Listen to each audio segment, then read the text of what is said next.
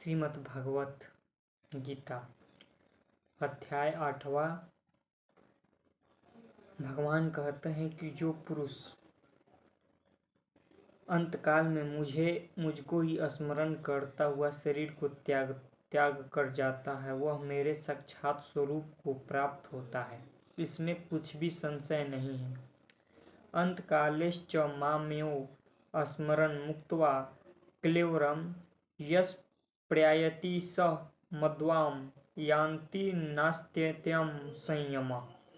जो पुरुष अंतकाल में मेरी नाम, मेरा ध्यान, मेरा रूप का स्मरण करते हुए अपना शरीर को त्यागता है, उसे मैं अपना धाम बुलाता हूँ और उसे मैं अपने धाम में वास देता हूँ, उसे मोक्ष प्राप्त करवाता हूँ।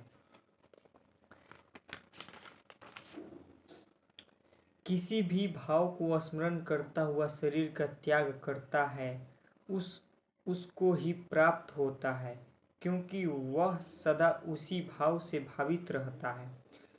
जो पुरुष अंतकाल में जिसका स्मरण करते हुए शरीर को त्यागता है, उसको उसी के अनुसार अगला जन्म प्राप्त होता है।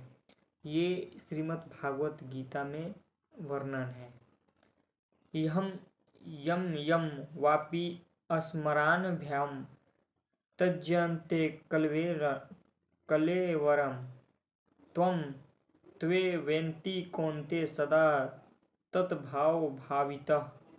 इसलिए हे अर्जुन, तू सब समय में निरंतर मेरा स्मरण कर और युद्ध भी कर। इस प्रकार मुझ में अर्पण किए हुए मन बुद्धि से युक्त होकर तू निसंदेह मुझको ही प्राप्त होगा। तस्मात् सर्वेषु कालेषु मामनुस्मर युद्ध च मध्यप्रतितमुन् बुद्धि धैर्य मर्वे स्वयं संशयम्। तू युद्ध भी कर और मुझे अपना चित्त मेरे में स्मरण कर के युद्ध कर। मैं तुम्हें युद्ध का जो पाप होगा वो तुम्हारे ऊपर ना देकर मैं अपने ऊपर लूँगा। तो जो भी भक्त मेरा स्मरण करते हुए कोई भी कार्य करता है, उसे मैं उस कार्य में उसे अगर पाप भी होता है तो उस पाप को उस पर नहीं खुद पर लेता हूँ, क्योंकि वो उस समय मुझ में स्मरण था, वो उसका चित्त मेरे में था, इसलिए उसको वो पाप नहीं लगेगा। हे पार्थ, यह नियम है कि परमेश्वर के ध्यान के अभ्यास स्वरूप योग से युक्त दूसरी ओर न जाने वाले चित्त से निरंतर चिंतन करता हुआ मनुष्य परम प्रकाश स्वरूप दिव्य पुरुष को अर्थात परमेश्वर को ही प्राप्त होता है।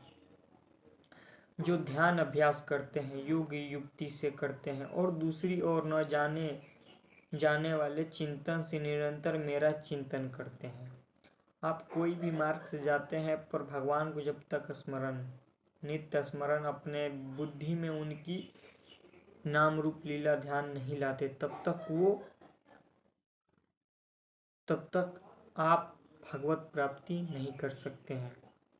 जो पुरुष सर्वज्ञ अनादि सबके नियता सूक्ष्म से भी अति सूक्ष्म सबके धारण पोषण करने वाले अचिंत्य स्वरूप सूर्य के सदृश नित्य चेतन प्रकाश स्वरूप अविद्या से अति परे शुद्ध सच्चिदानंद परमेश्वर का स्मरण करता है, वह भक्ति युक्त पुरुष अंतकाल में भी युग बल से भ्रुकुटी के मध्य में प्राणों को अच्छी प्रकार स्थापित करके फिर निश्चल मन से स्मरण करता हुआ उस दिव्य रूप परम पुरुष परमात्मा को ही प्राप्त होता है। जो भक्ति युक्त पुरुष अंतकाल में भी युग बल से भ्रुकुटी के मध्य में प्राण को अच्छी प्रकार से स्थापित भ्रुकुटी के मध्य में ये प्राण को अच्छी तरह से स्थापित करके फिर निश्चल मन से स्मरण करता हुआ उस दिव्य पुरुष को परमात्मा को प्राप्त होता है।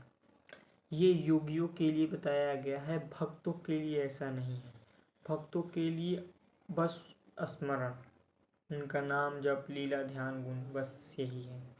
तो ये भगवत गीता के अनुसार आपको बताया गया कि अंतकाल में अगर आप जिस स्वरूप का चिंतन करते हुए शरीर को त्यागते हैं, आप उसी के अनुरूप दूसरा शरीर प्राप्त करते हैं। अगर अंत समय में भगवान का स्मरण करते हुए शरीर को त्यागते हैं तो अंत समय में भगवान को प्राप्त होते हैं। तो एक श्लोक है कि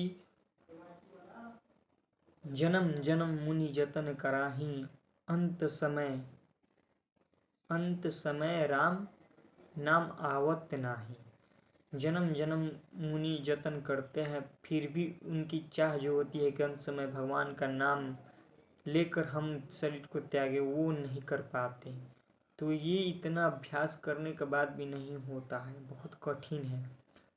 पर जिस पर वो कृपा करते हैं वो सहज में हो जाता है। तो आप भक्ति के मार्ग पर चलें और अपना कर्तव्य निभाएं। जय श्री राम।